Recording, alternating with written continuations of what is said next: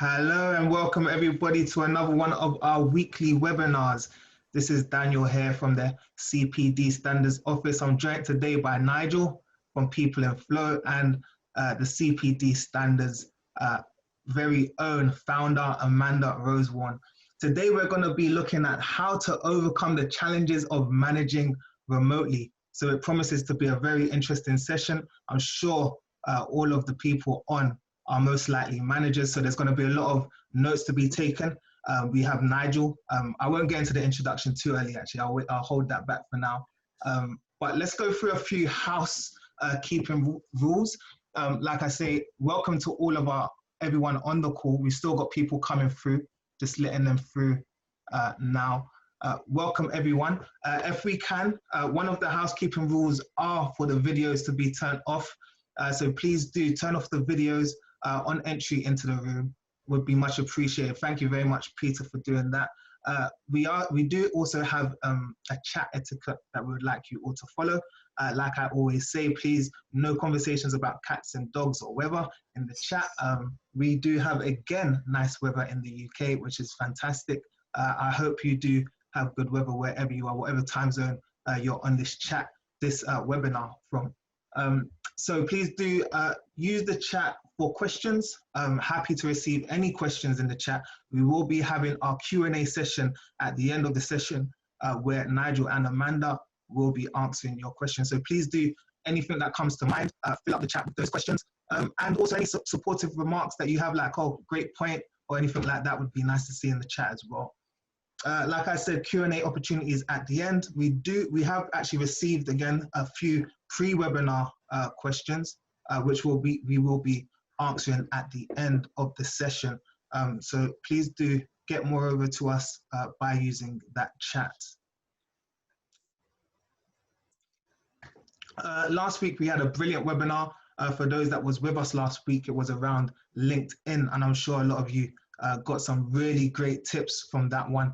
We will be sending out some information about the follow-up for that webinar, which is open for our members. So that will be going out shortly. Today's webinar, ran off the back of last week's poll, is overcoming challenges when managing remotely. So thank you very much for signing up for that.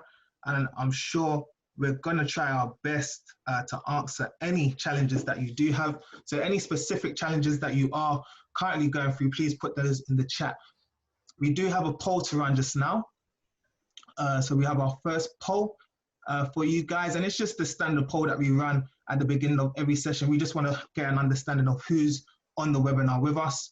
So that should be coming up on your screen just now. So if you can take a moment just to answer that one for us.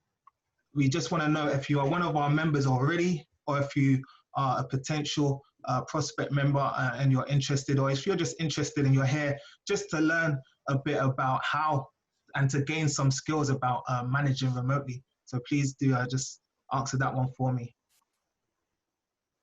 Answers are coming in. Thank you, guys. Thank you very much. Give you another 5 seconds on that one. 4, 3, 2, and 1. Thank you, guys. Thank you very much. And we're just going to also run one more poll now for you guys. I just want to know what you would like to hear from us next week. So what topic would you like us to be speaking on or speaking to next week? So that one's going to come out to you just now as well. You should be seeing that on your screens now. For people just coming into the room, you should have a poll up on your screen, hopefully. If you could just answer that one for us. So what topic do you want us to present on in the coming weeks?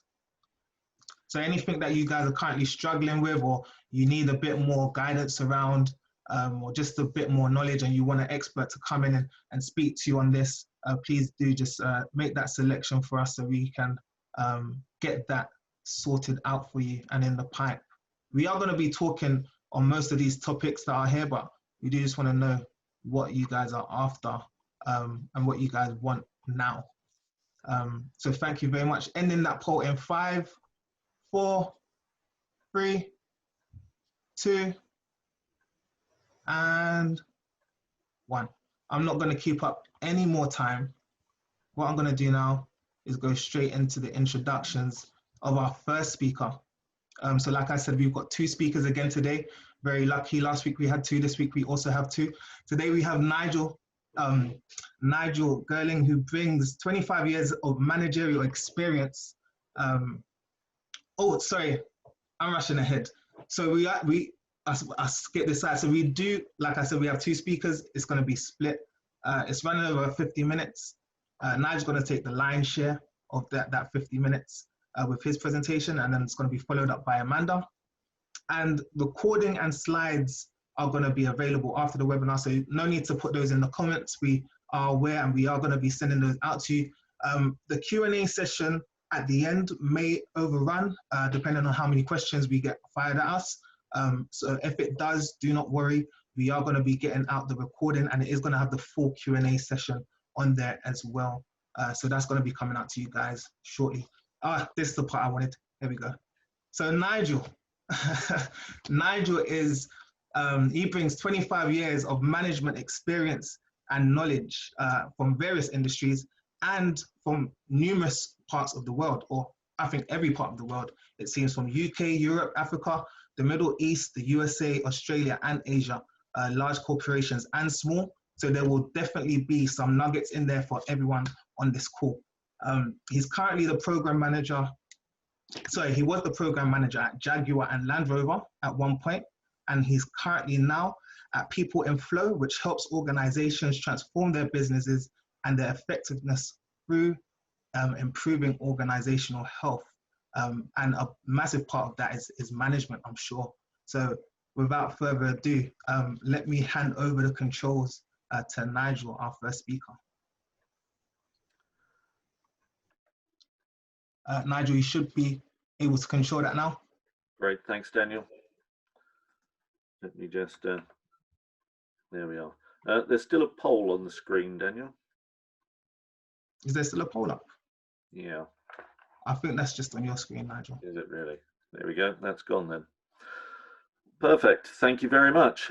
So as Daniel's just said, we're going to talk about managing in a virtual environment. So this is not going to be a management skills review. This is about the essential elements of management that are impacted when we're working remotely, and what we can do to help with those. Now we're going to start off with a poll. So Daniel, do you have that available? Yes, I do. I'm just going to put it out there now. Perfect, thank you very much. So the poll is, how are you feeling? How are you doing? How are you doing right now with working at home? How is the current experience of that going for you? The poll should be coming up on your screens right now.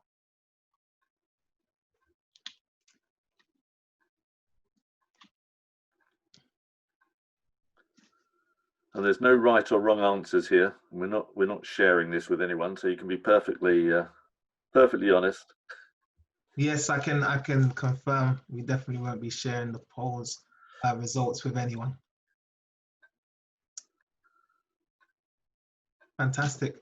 Okay, so we've got okay, we've got 48% of you, or 47% of you. Happy and doing great, 26, it's a second.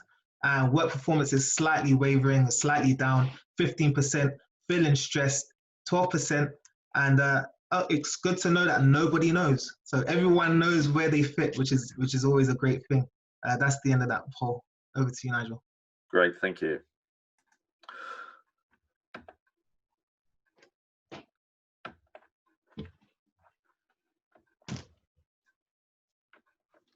There we are. Sorry, just struggling to change the slide there. So where I'm starting my my basis with is what we call inflow management, and there's lots of learned papers about what being in flow actually means. There's the original definition on the screen there. I'll let you read that. And as managers, we do want our teams to be in flow. So let's just think about what that might mean. Sports people refer to being in the zone, and I like to relate it to days where the clock's alive, time's moving quickly, things work as they should, you get jobs ticked off your to-do list, and you achieve everything that you wanted to achieve. And when you get home, you've got a big smile on your face, and you share with your partner that you've had a good day. That's being in flow. And as a manager, our job is to create an environment where our people spend as much time in flow as possible. Now, there's many elements to being in flow, and we're going to focus on 3 key elements which are particularly relevant when we're working in a remote environment.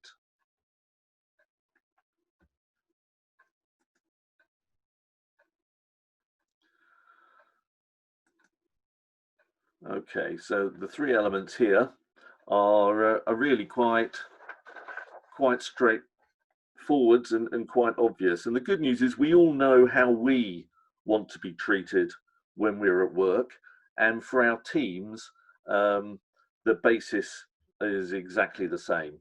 So let's have a look at what these things are. So clarity is, what's expected of me. I need to know whether I'm doing a good job or not. So if I haven't got that clear expectation around, then I'm in the dark a little bit about how well I'm doing. Consistency. Don't keep changing the story. I'm sitting in my office working by myself, and I need to know that what you said yesterday is going to be what you're going to say tomorrow, unless there's been some significant change. And you might be wondering what the strange orange bear's doing on the slide. I'm of an age where my kids grew up cuddling things called Care Bears, which made them feel nice and warm and loved. And that's a Care Bear. And care is the 3rd C in what really matters. And it's all about giving our people what they need to do their job. So let's look at these in a little bit more detail.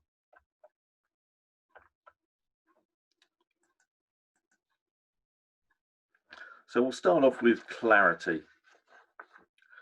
If we want people to achieve something, then we really need to make sure that they know what we expect of them.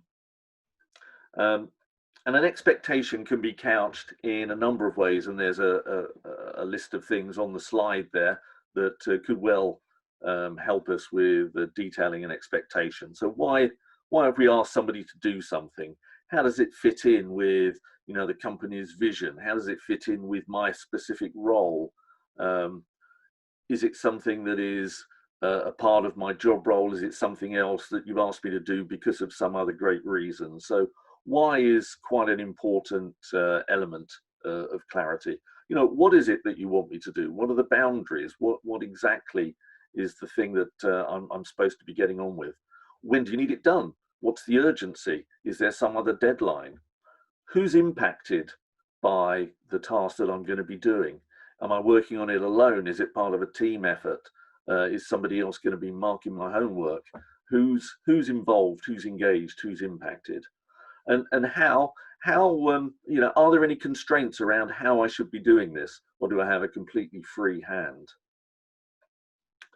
Now, we can all take a look at that list, and I'm sure there's lots of experience out there and people saying, oh, well, actually, maybe you should have put this in, or that's in the wrong order. The point is, it doesn't matter. We're all different.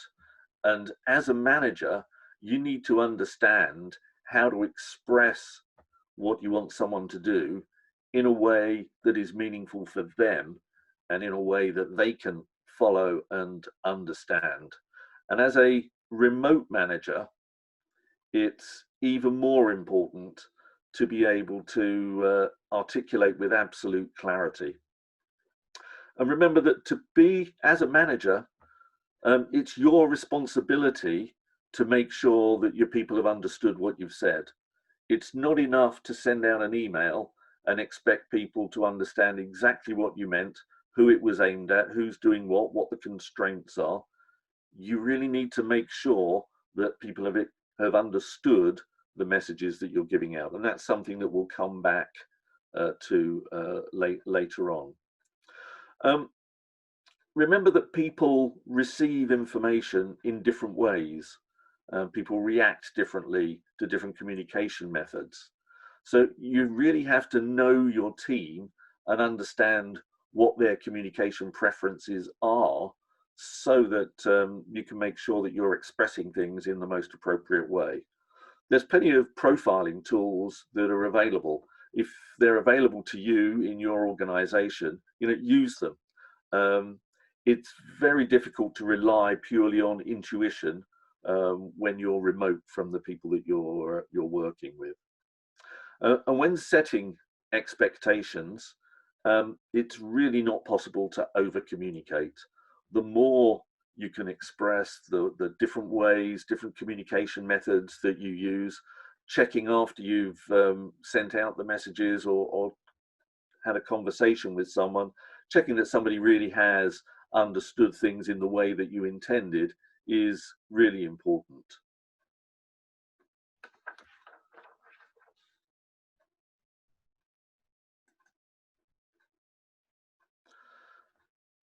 So we all know about SMART goals. There are other approaches, but SMART's a good place to start. But what I want to say is more around the goal rather than how to set a specific goal. That's pretty much the same whether you're remote or whether you're co-located with your team. But we want to use goals to do a number of things. To get things done, yes, that's the kind of classic reason why we'd set a goal. But we also want to use goals to develop our team members. And that can take a number of forms. Maybe we want to give somebody an opportunity to gain experience in something that they've not got much experience in. Maybe we want someone to learn a new skill. Maybe we want them to work with people they've not worked with before and see how they cope with that. So there's quite an important development aspect when we're setting goals. And the other reason is perhaps we want to see how somebody's doing, and we want to use a goal to assess them in some specific way, maybe against how they've worked with somebody or whether they've been able to leverage the experience in a new environment, that kind of thing. So in a remote situation, we still use SMART or whatever other mechanism you use, but you really need to pay attention to the resources that somebody needs to achieve their goal and what support they're going to need along the way as well. So how do we make sure that the team member has everything that they need?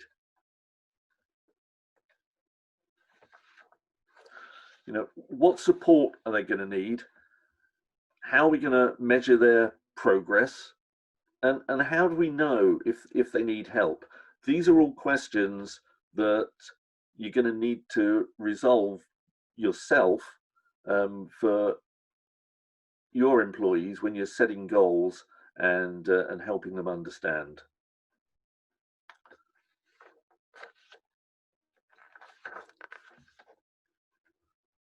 I'm struggling a little bit changing the slides here. It's taking a while for the controls to work. Oh, it's gone on 2 now. Splendid. So we're going to have another poll now. I think, Daniel, you've just started to put that up. Is that right? And the objective of this poll is just a quick question to say, as managers, what are you spending your time doing? What are you spending most of your time on right at the moment? So the poll should be on your screens now. If you just want to click on one of those options for us. Nigel, moving forward, if you just want to use your cursor, just use your keyboard instead of the... Yeah, I've been using the keyboard, but it's not worked, so I've had to revert to the mouse, Daniel. Okay. I know we tested it beforehand and it was all fine, but... technology sometimes. So we've got the results coming back through. What are you spending your time doing? So we have problem solving at the top with 30%. Then we have none of the above next. So it would be interesting to maybe get some comments in the chat on what you are spending time on. Team playing is next, and goal setting at 15% each, and removing barriers for the team 12%, reporting 6%. So it'd be interesting to, yeah, in the chat perhaps just mention some of the problems that you're that you're addressing at the moment. That's a good blend of things, and we'll see how that plays against the things we're going to talk about now. So I'll be perfectly honest with you, I don't really like the term performance management. A lot of people think that performance management is what a manager's job really is, but I kind of fundamentally disagree. For me, performance management feels like we're constraining people. We're checking up on them. We're making sure they're doing things the way we want them to do. You know, it's all about rigid status reports, frequent checks, reviews, what's been done, what's got to be done, what's going to happen next. You know, sometimes you wonder how people have got the time to actually get their work done when they're busy reporting back the whole time and answering questions. For me, I prefer the term performance enablement, and that's all about the manager's role as removing barriers and enabling the team to succeed rather than checking up on them the whole time. So with performance enablement, our role is to match the tasks that we have to get delivered to the needs and capabilities of the team. We might need to spend a bit more time in goal setting, looking beyond the task, discussing and agreeing how to get clarity and understanding. But then once we've done that and everybody is clear as to what needs to be done, the manager steps back, gives the team space to achieve their goals, and then we spend our time removing obstacles and solving problems. So the fact that problem solving was the highest on that list in the poll is a good thing. I think that shows we've got a group of people on the call that are well on the way to having management as a performance enabler rather than as a controlling function. So how does remote working impact on both these styles? Both need a manager to regularly interact, both with the team and with the individuals. With performance enablement, those interactions are all about clarity, understanding, finding out what the barriers are, you know, supporting the team and the team members. And over time, that kind of approach builds trust and respect. And without trust and respect, remote working becomes much more of a controlling function, and that leads to a downward spiral.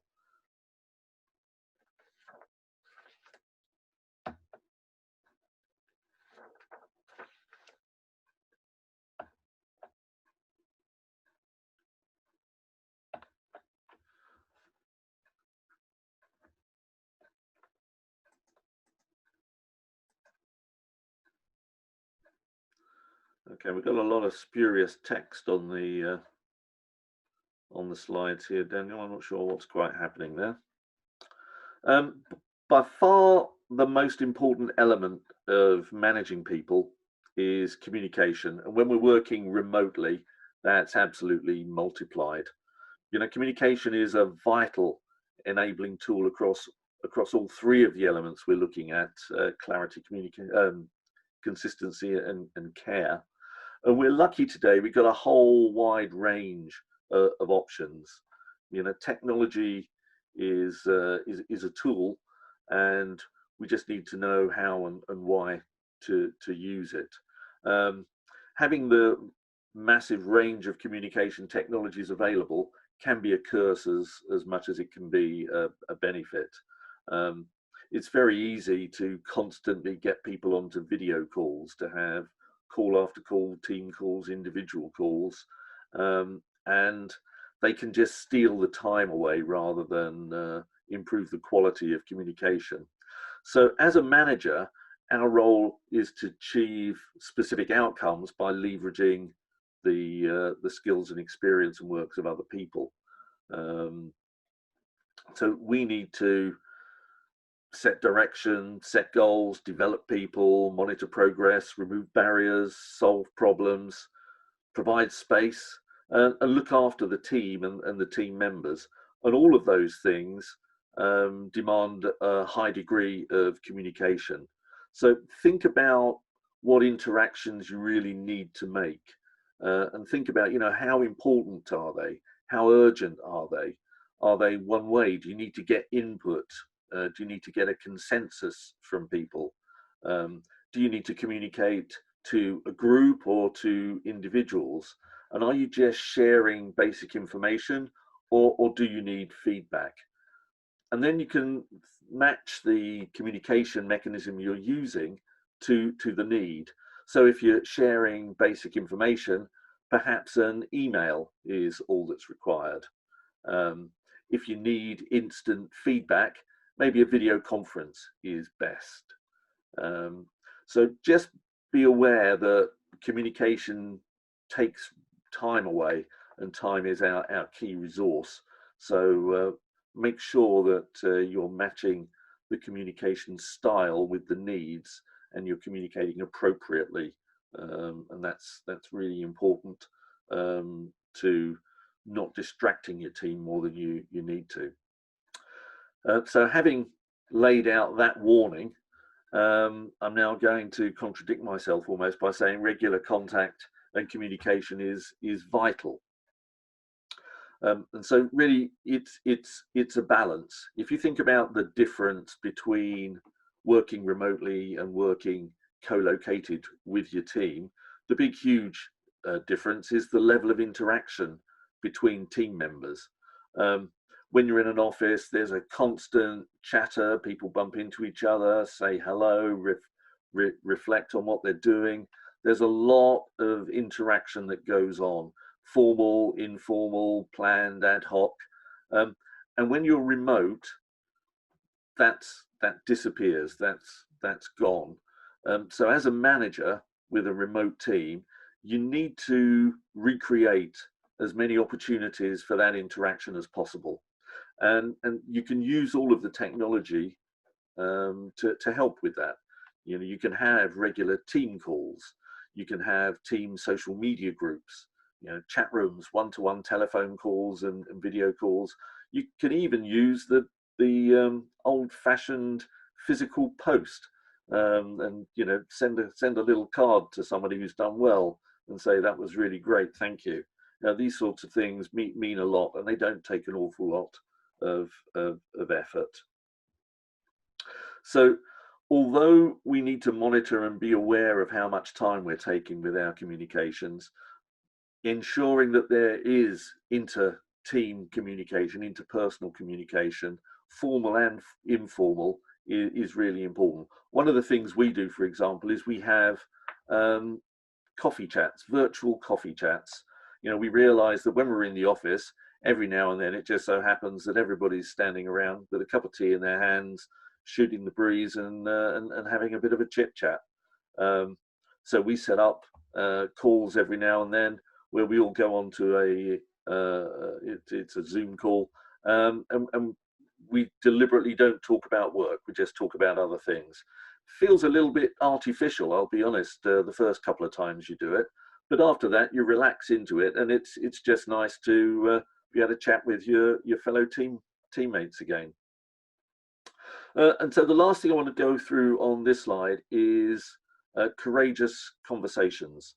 The sorts of things, they're the more difficult conversations that it's very easy to put off because you don't really want to upset somebody, or you're not sure what the reaction is going to be like.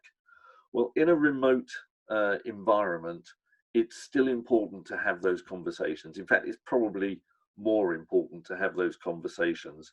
If something needs addressing and you just leave it, it can fester, and you can turn a small issue into a really big burning issue if you're not careful. Now, holding these difficult conversations is subject of its own workshop. So I'm not going to be able to cover everything here, but what I will say is, have the conversations, have them in a formal setting, avoid hearsay at all cost, stick to facts, focus on observed behaviour, be clear about what you're saying and any specific actions, and follow up with a written statement so that all of the facts are recorded should there be any follow-on actions to be taken.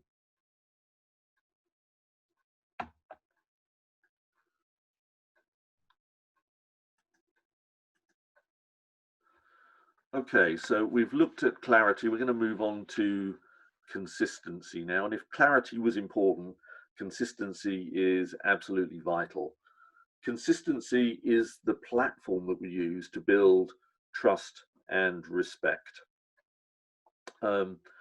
And being consistent in what you say, and more importantly, what you do, is absolutely key to making sure that you are the sort of person that people can trust, people can respect, and that's the way that you get your team working more effectively. We need to be consistent in a number of different ways, and I've got some things on the slide there. So first of all, over time.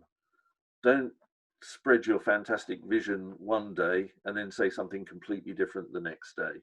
Make sure that you've got something to say that is going to last, and you're not just going to confuse people or occupy their time. If you've got something to say, be consistent over time. Be consistent between people, and this is really important. Don't tell one person one thing and somebody else the complete difference. Your team, even though they're remote, will be talking to each other. And if you're telling one person one thing and one person something that's contradictory to that, they'll find out and they'll wonder why. And that will chip away at the level of trust and respect that you have. And it's the same at different levels in the organization. It's no good telling your team members one thing and your manager something completely different. Again, people have networks in organizations, and people will find out that you've been saying different things or talking about people differently behind their back or to their face, and that will damage your level of trust. We talked a bit about moving from management as a control to management as an enabling function. Well, management as an enabling function is built around trust and respect, and if you don't have a good bond of two-way trust, that can never work. And so a lack of consistency is the quickest way to destroy that. And once it's gone, it's very hard to get that back.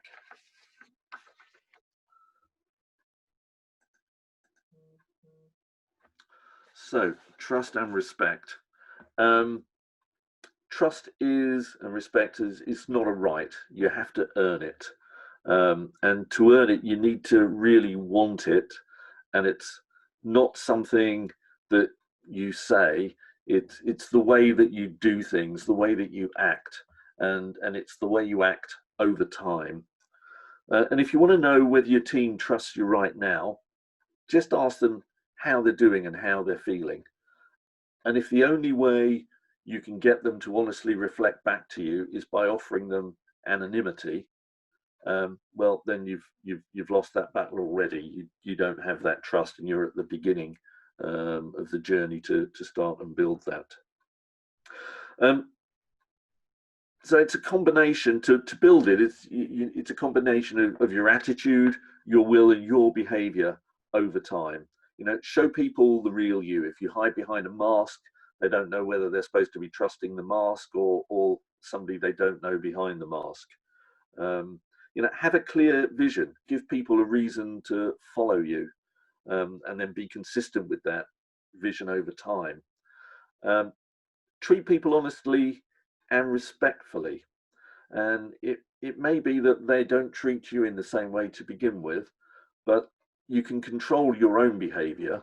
So do that. Act in the way that you want people to see you, and do that authentically and all the time. And care about your team as people, not just resource units. You know, be empathetic when you do something, understand the impact of that action in their terms, and don't just do it once so that you can demonstrate a point. Do it all the time.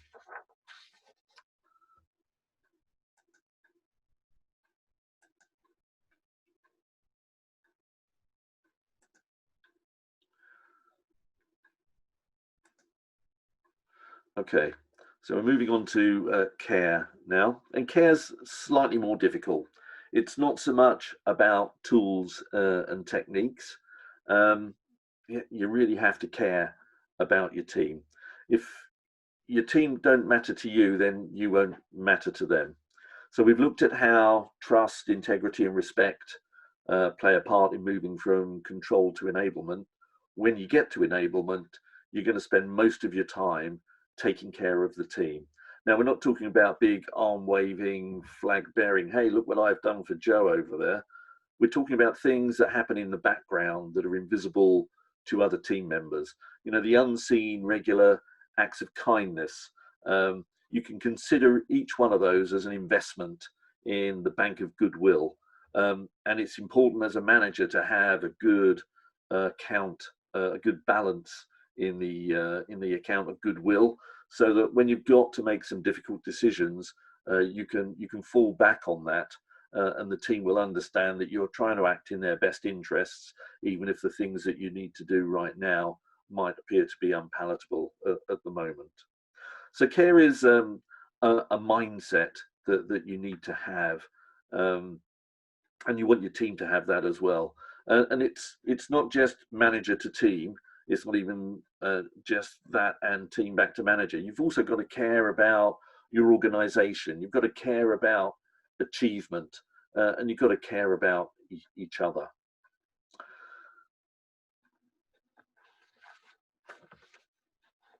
So let me just move on. Here we go. So give people what they need to do their job is more than providing tools. Tools are important, but if you don't know how to use your tools, then they can really just get in the way. So let's talk a little bit about what the bigger picture is around that. So we can start with tools. Tools and technology are great. They can help drive consistency. You know, if we're all using the same tools, it's easier to share workload. It's easier to share information. And we can use the same tools whether we're in the office or whether we're working remotely. So that level of consistency within the tool set is really helpful. You know, if you need special equipment to do your job, then as a manager, you better make sure that people have got access to that equipment wherever they need to work. And for remote workers, specifically, the tools that we should be interested in are things like communication and collaboration tools. You know, there's lots of different types of tool, email, video conferencing, instant messaging, all of those good things. So decide what types of tool you need, and then for each type of tool, choose a specific tool and make sure everyone in your team is using the same specific tool. Otherwise, you just get lots of issues between not only using the tools, but in supporting them as well. So the next thing on the list is training. Tools are useless if you don't know how to use them. Training is available. You need to make sure that training is available for all members of your team, and that everyone goes through that training so that they can make the best out of the tools. There is an incredible amount of time wasted with people struggling with their basic workaday tools. And in a remote environment, that gets amplified more and more. One thing you can do is you can nominate a team champion, for example. There's normally somebody in an office who is the world's expert in a particular tool that you're using. And if somebody has a problem, they'll go over to that person's desk and say, hey, can you help me? And that person will take a great pride in making sure that all the information that the person needs is provided to them. Well, you can still do that remotely. you can have team champions. The thing to watch out for is that they spend their time doing their proper job, and they allocate just a small amount of time to being a team champion. So that means they have to just respond to the simple cases. If there's a more difficult issue that needs someone to go to the vendor's support organization, for example, then the champion can do the onward forwarding of the problem, but they mustn't try and sit there and solve it themselves. So you just have to manage around that.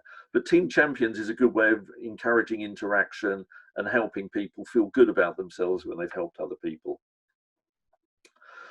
Experience, giving people what they need to do their job. Experience is a big thing. It's essential for a team to grow. Everyone needs to gain new experiences, and we also need to work out how do we best leverage the experience that we've got in the team as well.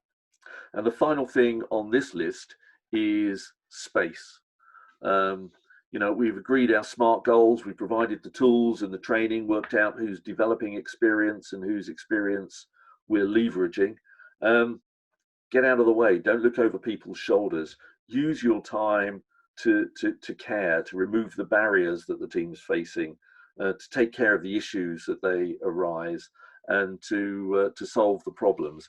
And the good thing about managing as an enabling function is people are able to come to you and share when they've got a problem, when there is an issue, when there is an obstacle they need to overcome, because you've kind of dealt with the fear. They're not going to be afraid that you're going to bawl them out or fire them because they can't do something. They know that you're there to support them, and so it's a much more positive conversation to have.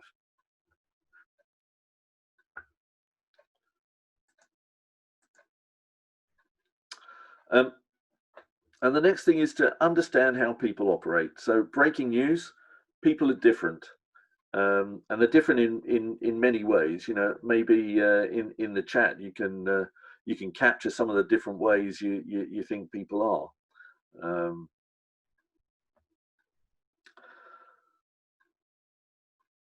We're going to look at 3 dimensions that are particularly relevant for remote working, and I'm sure when we get to the things in the chat, we'll see that a lot of these other things will be covered by the 3 dimensions we're going to look at. So the first of those is working preference, and some people prefer to work in groups. Some people like to work alone. Some people are the life and soul of the office, and some people sit quietly at their desks. Some people volunteer for everything, or some people wait to be asked. And these working preferences don't change just because people are out of the office and working from home. So as a manager, you really need to make sure that the lone wolf stays in touch with their teammates. And otherwise, their mental health and their productivity is going to suffer. You need to make sure the more gregarious types don't spend all of their time with online chat to their work buddies, which is going to be taking time away from their work buddies as well as themselves. You don't have to stop and be rigid about these things, just be aware of it, and if somebody is overstepping the mark, or if somebody is withdrawing into their shell, just reach out to them and help them get back into a more positive way of working. The next preference is learning preference. We all need to learn, and in our remote situation, it's kind of difficult to organize physical workshops and seminars and things, but there are plenty of virtual options, and the CPDSO, in fact, are doing a great amount of work at the moment, working with various organizations who provide training, helping them move either their existing training into virtual, or developing new virtual offerings themselves. So the CPDSO is a great place to start if you're struggling to understand what's available or where to go for it. But understand the learning preferences of your staff and then try to match their specific training needs to the offerings that are available. And pick the ones that are best suited to the individuals, and that way you can maximize your investment in training. And the third area we're going to look at here is communications preference. We've already highlighted that successful remote working is dependent on comms, and people receive information and react differently to different methods. Some are visual, some are auditory, etc., etc. So understand the blend of preference within your team and use all of the appropriate mechanisms so that you're not favoring one section, you're giving everybody equal access to the information and the communications. And for complex and important things, use more than one mechanism and check understanding with each individual member. Even after you've done a grand video conference to make some big announcement, that's all good, but go around your team and check with each of them that they've understood things in the way that you intended them to understand.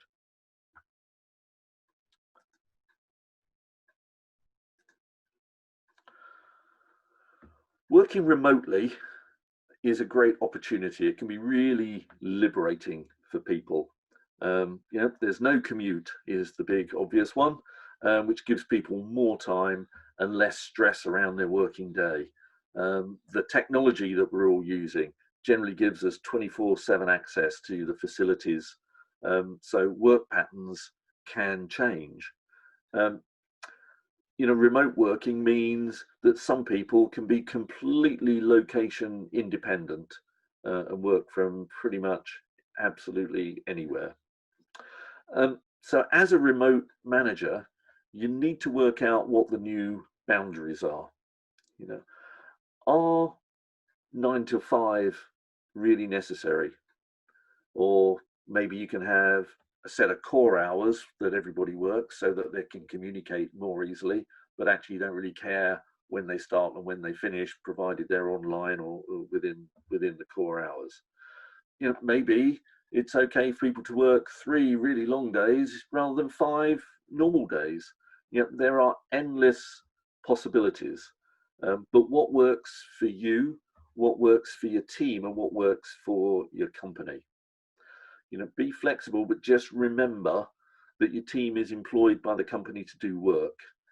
Be flexible, allow some tweaks to working conditions. If you can do that and help a team member, that's great, but only if you can do it without compromising the outcomes that you're expecting from them or inconveniencing other team members.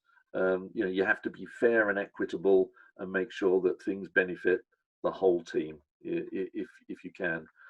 But if you can be flexible and do something to make somebody's life better for them, you can do that and build trust and respect and goodwill at a very little cost. The other side of the fantastic benefits of working from home is well-being is more difficult to look after. It's pretty hard to spot in a physical environment when someone's dealing with something difficult in their life. But we generally work out that somebody's a bit grumpier than usual. Maybe they've missed a deadline. Maybe they've forgotten to do something. Just a whole lot of little things that kind of add up. Well, as a manager, you have a responsibility for your team, which includes looking after their well-being. Not acting as a doctor or a counsellor, but spotting when their behaviour has changed. Maybe they're doing something uncharacteristic. Maybe they're communicating like mad with everybody, or they've withdrawn and they don't communicate much at all. Your job as a manager is to know enough about somebody to spot these things, and then knowing them well enough to be able to approach them and talk to them and maybe suggest ways of helping. Now, as I said before, it's not for you to be a doctor or a counsellor, but maybe you could suggest that they go and chat with a doctor or a counsellor, or maybe you've got an in-house support team for the staff, and they could go and have a word with those.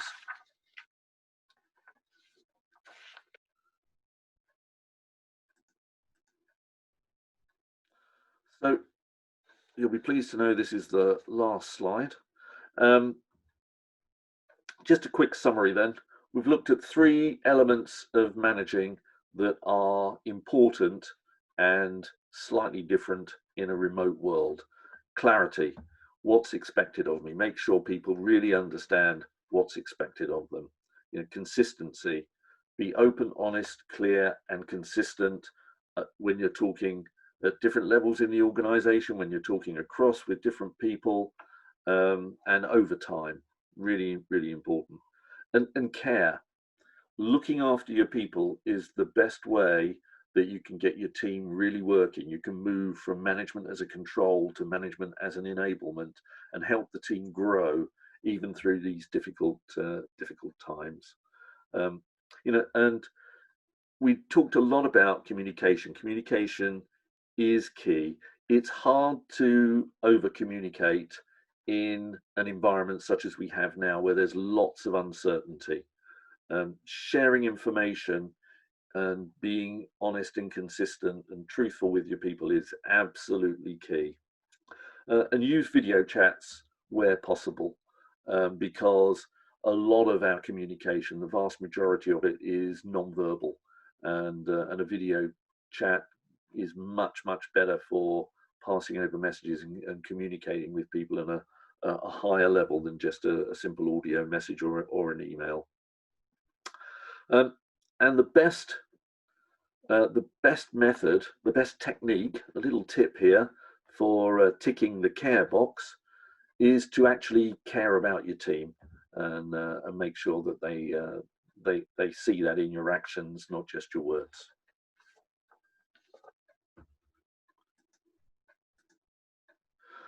So I hope you found this session useful. I'm sure there's lots of questions. I can see things in the chat, but I've not had an opportunity to read through that yet. If you've got any questions that we've not managed to answer, feel free to contact me with the email address there, or through our website or telephone. I'll be pleased to have a chat with you, or you can message me on LinkedIn. And with that, I think I will hand back to Daniel. Brilliant, brilliant. Thank you so much, Nigel, for that thorough presentation. Thank you so much. We are going to move forward now, and we're going to move forward onto Amanda. So we've got Amanda back with us now. Brilliant. And welcome, Amanda, back with us. Thank you. She is the founder of the CPDSO, which is hosting this wonderful webinar that we are all on at the moment. She is actually my boss, so I better be careful on what I say. It's either brownie points or the boot at this point. I'm gonna go for brownie points. She's a lovely manager. I can actually say that like firsthand. Yeah, her managerial skills are well received, definitely well received. So thank you very much. So at this time, I won't say much else because we are running short on time. Please do get your pencils ready for Amanda. Okay, thank you, Daniel, and thank you for that compliment. That was really lovely. It was straight from the heart. It was straight from the heart. Oh, bless you. Thank you. You should have control now, Amanda. Okay, have I got control? You know me, everybody. I'm terrible at the technology, great at CPD and training, but not so good on the technology. Okay, so I'm going to talk to you a little bit about how we're going to figure out this whole managing people remotely when you're running a coaching, training or education business. This is, I mean, we've said it many times over the last couple of weeks.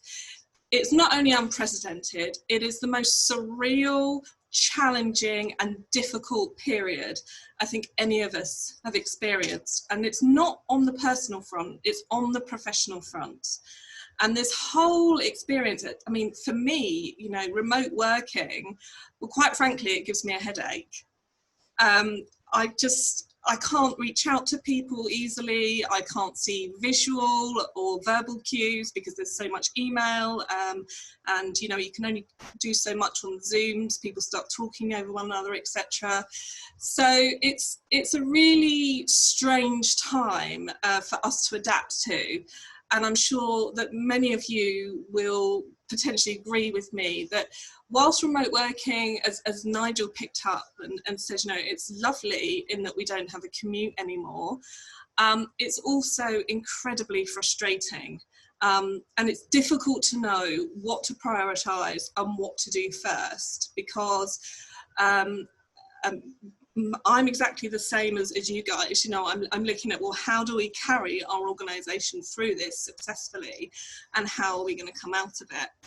So I'm really short. I'm really conscious of time, so I'm just going to go through some slides I've put together to give you some direct advice, and I've called them the key stepping stones. And I googled stepping stones image just to see what I could find, and I thought this one was really interesting. There was a picture of a bridge and a set of stepping stones, and I think normally when we're running businesses, we're on a bridge, we know what we're doing, and we're just sailing on over the river. When we're taking stepping stones, we're having to be much more careful. We're having to put our feet in the right place and work out whether we're treading in the right direction. And for me, this is very much what we are doing at the moment as an organisation, but also what we're seeing several training, coaching and education businesses doing. We're all advancing very, very carefully, and that's quite difficult. The normal challenge is that nearly every business that we work with who are accredited face are visibility.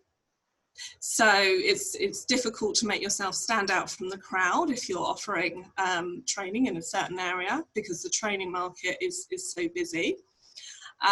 People normally struggle with differentiation.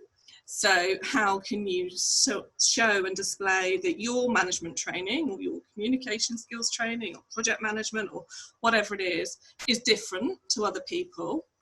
And also there's quite a big lack of understanding about CPD, but we're not talking about CPD today, we're talking about remote working. So if these are our normal challenges as businesses, and those that we've helped and coached and guided our accredited organisations through for nearly a decade now, we're really quite sympathetic that you're kind of grappling with all of this as well, on top of this remote working situation. So, oh, hang on a minute, it's not letting me click. There we go, right, okay. So I'm gonna talk a little bit further about, you know, those stepping stones that I think that we should be taking.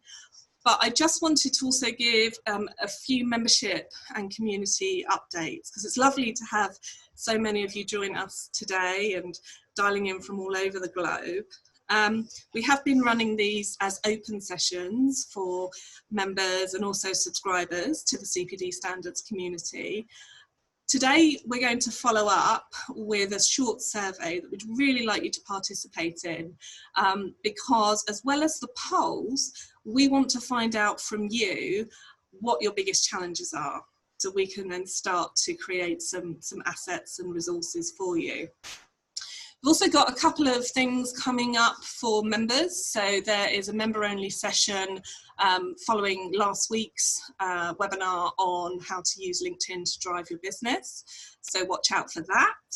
And then finally, we've got a series of broadcasts coming through, series of emails where we've started to collate some of the information and wonderful expertise that we've been learning from over the last couple of weeks.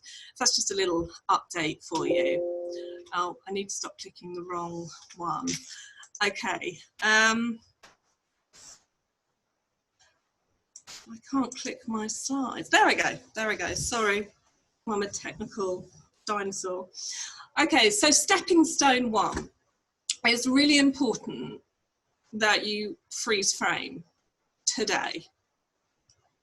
And you need to take a big perspective and get a snapshot of what's going on. You just need to stop, give yourself a couple of minutes and try and rise above and get that bird's eye view.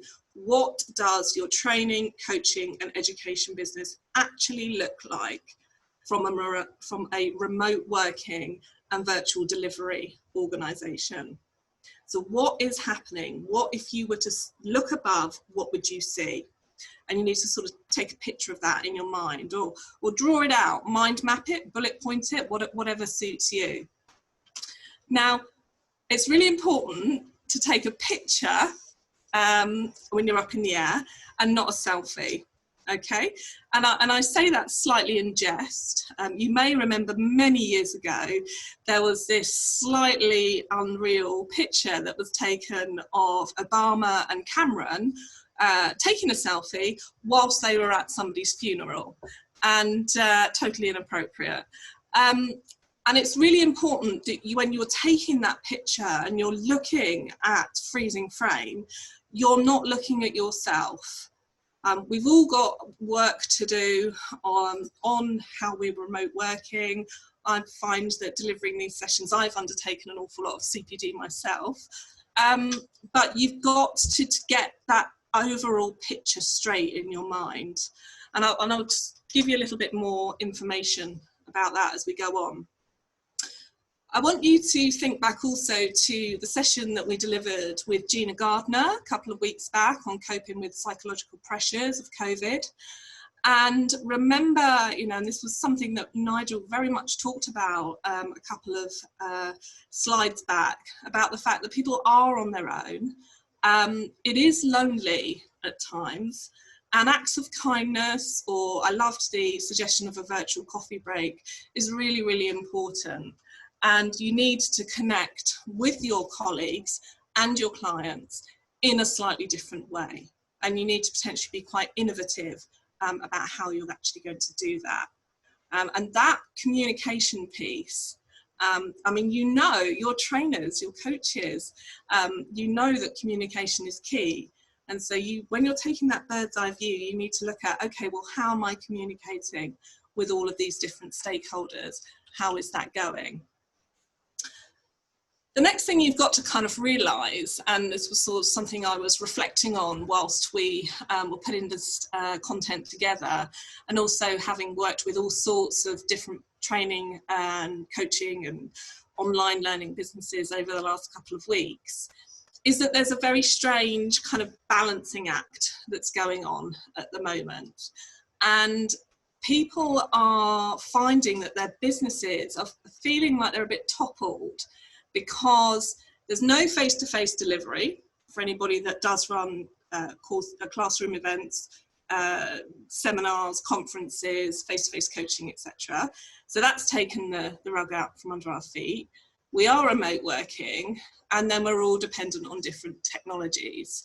And some of those can be very, very hard to adjust to. So you've got to sort of think about the fact that on the other side, pre-COVID, all we were really worried about, if we were remote working, was just one or two of us working from home, that we just had our learning portfolio to look after, we had our colleagues to manage, and we were just kind of running the business as well as we could. And that's not happening at the moment. And so if you are feeling out of kilter, or you're not sure what to prioritise, it's because this is happening. And I'm seeing it across all sorts of businesses at the moment. And I think what's really clear is that, you know, we're all going to have joined the wrong dots at times. We're all going to look back at COVID and lockdown in a few years' time and how we reacted professionally and all the things that we did. And hindsight will be a wonderful thing. There'll be great innovation that comes out of it, but we'll also be making some mistakes along the way because we can't quite see where we should be going. You know, we're treading those stepping stones very, very carefully, and sometimes we just don't know which ones to get. And I think that's something to be aware of, but I think it's also something not to beat yourself up about. Every day, every week, things are unfolding, and it's sometimes difficult to know which way to tread this journey.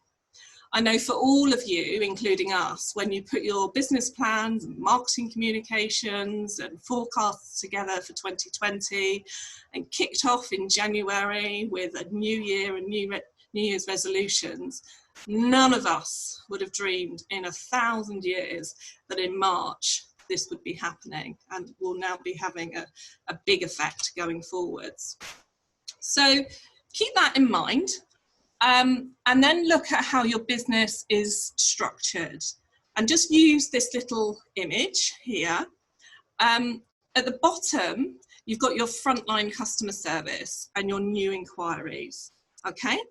So that is where, you know, you continuously, hence the arrow at the bottom, need to have a high amount of energy, a high amount of clarity, as Nigel referred to earlier, and keep your mind clear, all right? Every contact point you have with clients, with prospects, with ex-clients is really, really important at the moment, and that is what's underpinning your business. The next is service delivery, and how you're executing your training, coaching or education online, and your technology infrastructure. And then at the top, obviously, there's your sales pipeline, making sure that you've got happy delegates and a well-organized business.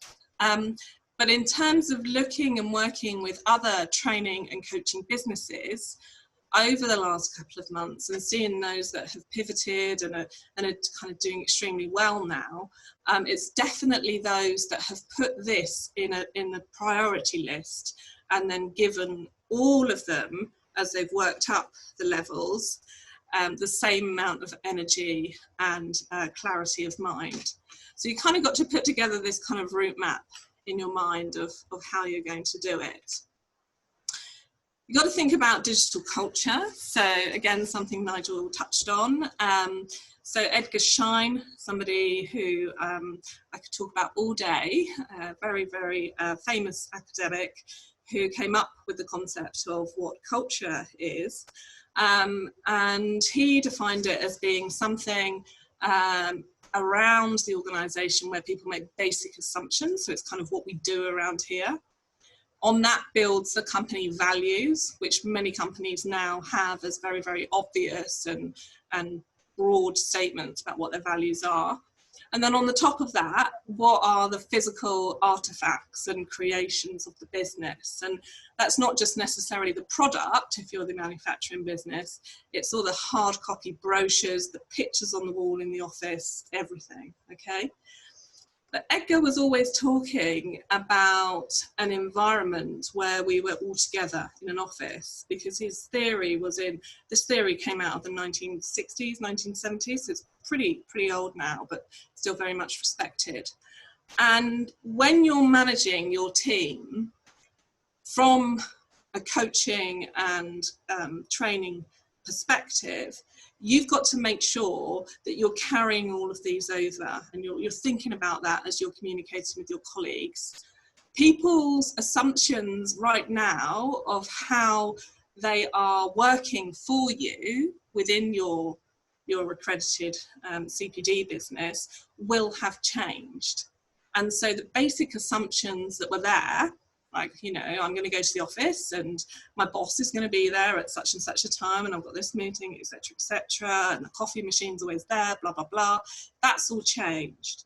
So you just need to think about, okay, if we shift this and it's all now virtual, what is this looking like? And, you know, coming back to your values and reiterating those to teams is really important.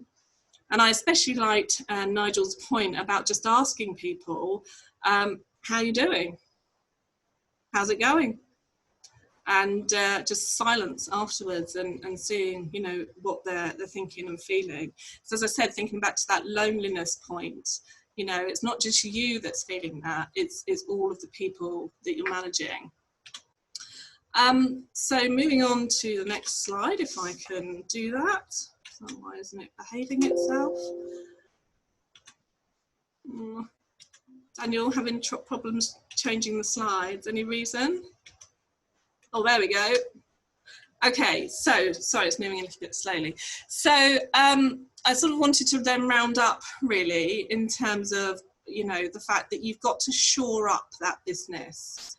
So you take all of Nigel's fantastic expertise and points about, you know, being clear, having clarity, showing a lot of care and a lot of kindness, but also at the time taking steps to really kind of ring fence your business and understand, okay, what is this going to look like in the future?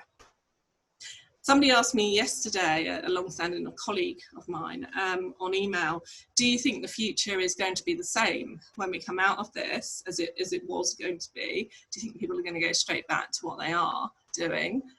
Or do you think it will change? And I think all of us have got a different perspective on that.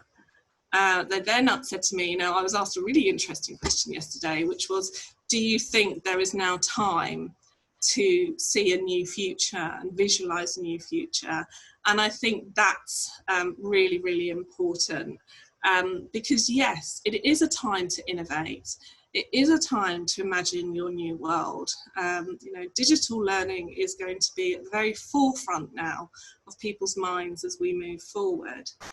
And because of that, and because of the fact that there is this huge outpouring of kindness, of global community that we've seen, and with COVID, every country is in the same boat, I'd very much urge you to not see your competitors as pure aggressive competitors, but rather as connections, as people that you can learn from, just remotely. You know, you don't have to be their best friends by any stretch, but look at how, you know, they are potentially structuring and managing their businesses, and perhaps looking at then at how yours businesses is being put together.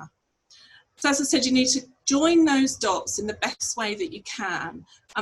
How you do that is just connecting with all the stakeholders, everybody that's present within your business, your suppliers, your clients, your ex-clients, your prospects, the IT company that might support you, your bookkeeper, anybody who has a financial share in your business. Look at everybody and look at how that's all coming together, and really, really prioritize those relationships, because that is what will emerge from this situation. It will be a changed relationship with people. And last point, I've sort of worked up the points here a little bit, is just take time to reflect on the pressures, because your pressures right now are very, very different to the ones that you used to have. So is that a good thing? Are these easier pressures to deal with, or are they harder? So just think about that. And that's my kind of 2 pennyworth, if you like, for giving some advice on how you can sort of manage people remotely, but from more of a strategic perspective. So I'm going to hand back to Daniel now, and we can take some Q&A. I know that we are overrunning slightly, so let's just take a couple of questions, and very happy to have another follow-up session if it's of interest. Brilliant.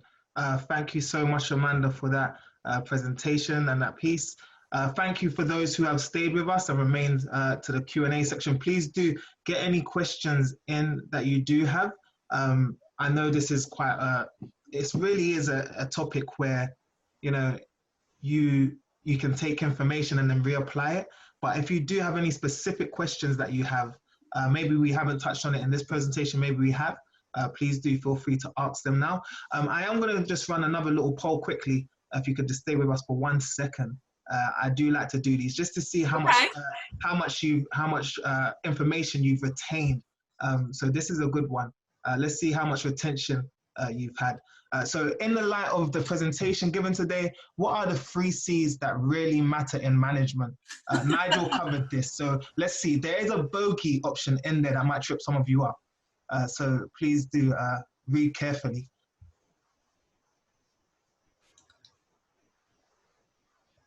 Should be on your screens now. If you can all just give an answer for that one. I can tell you it's 100% correct so far. So good. Oh, no, that just fell off. It's no longer 100% correct. Competency, consistency, and care. Someone put, but yes, the answer is clarity, consistency, and care. Thank you everyone for participating in that. The bogey, if you didn't notice, the real bogey was character, charm, and good looks. Charm will certainly get you into certain places. There's no doubt about that. Hopefully no one put that one. So yes, if there is any questions to come through, please do post them up. We do have a question that was sent in, a couple questions that was sent in prior to the webinar from Susan. So I'm just going to read them out for yourself, Amanda. Okay. And Nigel.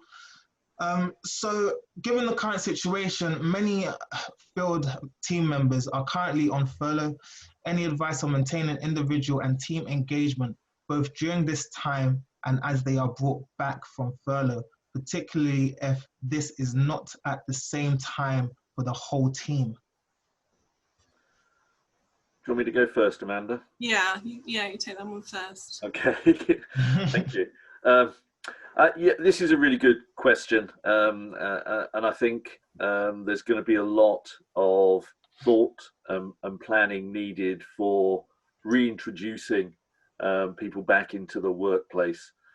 People will have changed, their notions have changed, their feeling of and sense of belonging to organisations will have changed over time.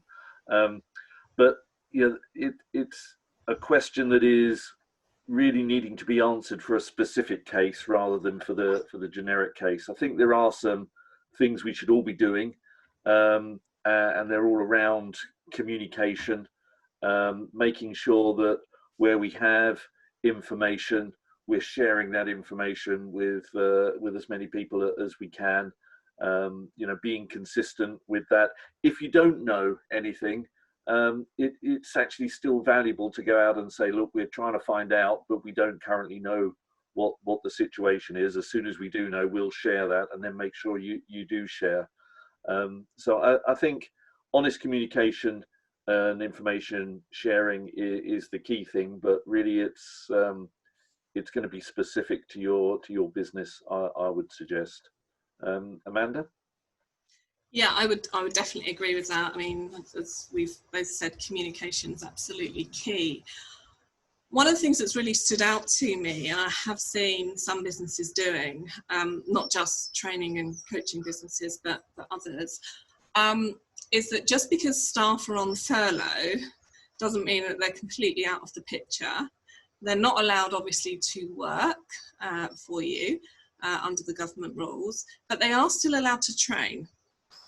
So if you have an opportunity, if you have colleagues on furlough, then it's a great time to be giving all of the team, those that are furloughed and those that are not furloughed, different pieces of information to update them, perhaps invest in some training yourselves, and do things that basically still bring the group together.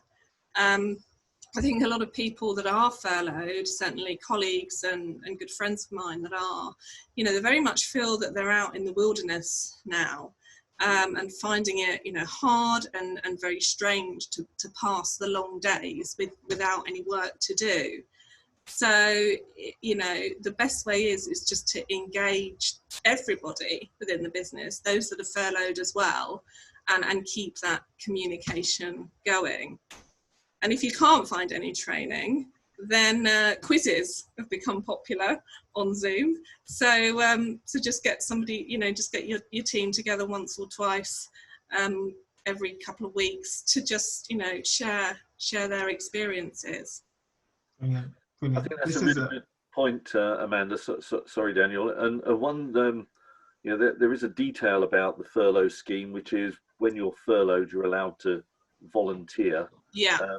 You can actually volunteer to work for your own organisation. So if your own organisation maybe wanted to do a community project or something, maybe you could volunteer to do that together. Yeah, that's a really good point. Got another a really good one actually from Barry. It's composed of 3 questions in one, so listen carefully. As I listened to a CIP webinar last week, the head of learning for CIP said face-to-face training is dead, and it made me wonder why. So I guess that's the first question. As a group of learning and development professionals within CPD, should we be formulating a strategy as to how we can resume face-to-face sessions? That's question 2. Hairdressers are currently lobbying the government about returning to work earlier than July 4th. I hope you get that. Should we be formulating a plan to identify a strategy to get back to face-to-face? I'll take that one, if that's okay. Yes, absolutely. We've maybe not thought that far ahead yet, but Barry, you raise a really important point. People are social, we're humans. You know, there will be, once we've got the all clear and a vaccine or whatever it is, shops, restaurants, cafes, they will be booming once everybody knows that they're safe. We want to be in groups. And so, you know, if hairdressers open and only one client is allowed in at the time, then maybe we start to think about strategies for training businesses, whereby perhaps you run a course with only one delegate in the room, but you have 10 dialed in remotely. Or, I mean, this is just off the top of my head, or something similar. But definitely we need to have a plan in place, because I completely disagree with the CIPD. I don't think face-to-face training will be dead. As I said earlier, digital learning will have a different presence and a different priority. But ultimately, if you want to train a team in some very, very specific skills and to meet a particular business objective, then you need to bring them into the same room and talk them through that. Yeah, I just want to reiterate what you've said basically, Amanda. I agree. I don't think training face-to-face is dead. I think we'll see virtual training take a larger place in the market, but there are certain things that it just makes no sense to try to do virtually when face-to-face is so much better. You know, maybe we'll all be sitting outside for a while doing face-to-face training, but there will be some face-to-face presence in the training after this is all done. I'm very confident. Maybe we get this trainer. We should maybe get some ideas coming in. Maybe a trainer stands in a field with a loudspeaker, and all the delegates sit 2 meters apart, 2 meters behind one another, with sun hats or umbrellas. I don't know, but we definitely need to be thinking about this. So thanks, Barry, for that point. Joe Lambert echoes that. He says, as good as tech is, I still think face-to-face is the way to go, especially from an engagement point of view. For me, I'm very much in the hands of my clients. When they decide it's safe for staff to return to the office building, that will be my green light to return to face-to-face training. Barry just followed up and he asked another question. Would CPD be prepared to head up a project of willing L&D professionals to come up with a plan for face-to-face training? Absolutely, it's a great suggestion. Yeah, let's catch up about it offline and put a message out. Absolutely, I think it's a great idea, Barry. Planning for the future, as I said in my session, you know, that's what we've got to do, and it will be a new world. It will entirely be a new world in terms of what we think about and what's important to us. So yes, we'd love to be involved with that. Fantastic. Does anyone have any more questions that they would like to ask? I know that we have run mightily over time, so she was 24 minutes over. I thank you so much for your patience and for staying with us and for asking those questions. If anyone does have any lingering questions, please get them off your chest now. I'll let Nigel start off with just saying the bye-byes for now. If you do have any last questions, please just put them in the chat. Great. I promise I'll be brief. Thanks everyone for coming along. I hope you found the session interesting. If you want any more information, please contact either the CPDSO or you can come to our peopleinflow.com website and contact us through that. Fantastic. Amanda? I just wanted to say, first of all, a big thank you to Nigel for co-hosting the session. I thought, you know, it was really, really interesting to see how people in flow, you know, approach this topic, and the advice that you've given. It's certainly something that I will take away with me. And so thank you ever so much. Thank you all to everybody who's joined us. And our webinar sessions, a little bit like our face-to-face events, do get longer and longer as we run them. And then to everybody else, you know, stay well, stay safe, enjoy the sunshine, plan for a new world, and let's just keep going. Fantastic. Like mentioned at the beginning, the slides will be available along with the on-demand version of the webinar. So that, look out for that coming soon. Everyone that registered will get a copy of that. And we will be back again next week after having a look at our polls with another weekly CPDSO webinar. So look out for that email as well coming soon. Thank you guys for joining, and thank you for staying on with us. Have a great afternoon or morning wherever you are, and we'll see you again soon. Thank you. Just one more thing, sorry, just one more thing. There will be the follow-up questionnaire with the slides and the recording, and if you could all take 3 minutes, that's all it's going to take to fill it in, we would really appreciate it. We're also going to be asking whether you'd like to co-host one of these sessions as well. So yeah, we would really appreciate your participation in that questionnaire. Sorry, Daniel. No worries, no worries. It's a good point. Thank you for adding that on. Okay, everyone, have a great afternoon, morning, night, wherever you are, and we'll see you again next week, hopefully. See you soon. Bye-bye. Bye. Thanks, bye.